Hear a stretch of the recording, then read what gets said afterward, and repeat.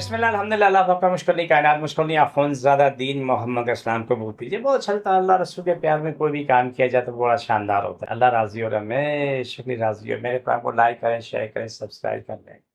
जहाँ तक मेरा प्रोग्राम पहुँचता है वहाँ पहुँचा दें। मेरा एड्रेस नोट करें, मैं कराची में बैठता हूँ बादराबाद 4 मीनार चुरंगी साथ पहली गली है सनी वाले दोनों ही गली में है।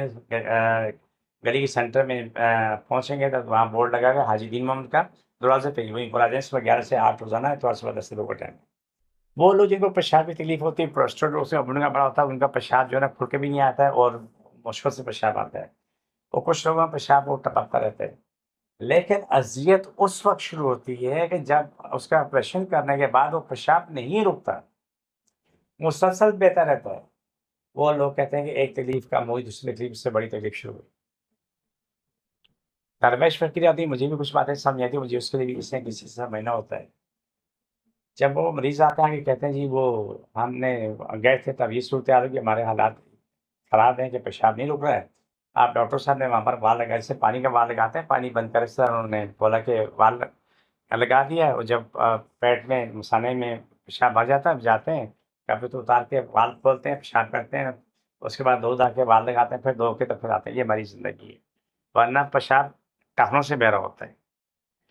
वो एक साहब वो यहाँ मेरे पास आए तो उसका क्या नाम है 3 पीस सूट में आए, तो उसकी पैंट गीली थी और वो मोज़ा भी गीला था। मैंने कही खरीद बोला जी वो मैंने ऑपरेशन कराने के बाद जो है ना पेशाब रुक नहीं रहा है, तो मुझे मुश्किल हो गई है, अगर मैं बाल लगाता हूँ तो फिर वो मैं चल नहीं सकता। सलवार कमीज़ में तो वो मुश्किल नहीं होती इतनी, लेकिन पैंट में बहुत मुश्किल होती है। ये जो वाक़या था आप सामने बता रहा हूँ, ये आपको देखिए हालात वो ऐसे जो लोग मेरे पास हैं, मैं उनकी बात कर रहा हूँ, सुनी-सुनाई बात नहीं कर रहा हूँ। कुछ लोग होते हैं जो इसके बगैर भी उनको बचपन से लेके जवानी या बुढ़ापे में आते हैं, उनका पेशाब नहीं रुकता, वो बहता रहता है, बहता रहता है, बहता रहता है।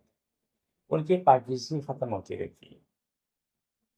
उन लोगों के लिए पहली बात है कि वो आप अपना इलाज करवाएँ, आँख का इलाज करवाएँ। मैं लेकिन वक़्ती तौर पे आपको फ़ायदा करने के लिए मैं नुस्खे बता देता हूँ।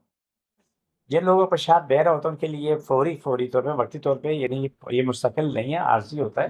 लेकिन सुबह निहाल-मुँह 3-4 चमचे ताज़ा दही ले लें, उसमें अनारदाना सूखा हुआ 1 से 2 चमचे ले लें, उड़ा लें, उसे उसे आप खा लें। उससे आपको फ़ौरन फ़ायदा होना शुरू हो जाएगा। दूसरा तुक़ में बलंगा ले लें, सुबह-शाम 2 टाइम में आधा चमचा या 1-1 चमचा मुँह में डालें, पानी पी लें।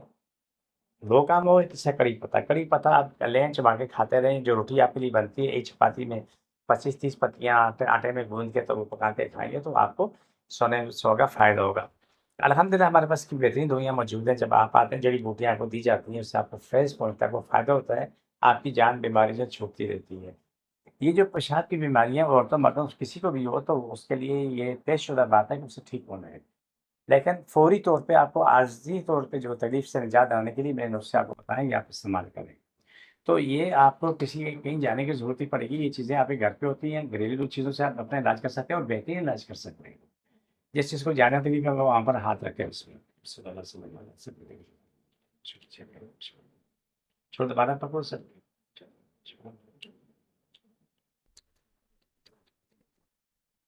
ये प्रोग्राम काफ़ी अच्छा होता है, मुझे मीटिंग को इजाज़त दी।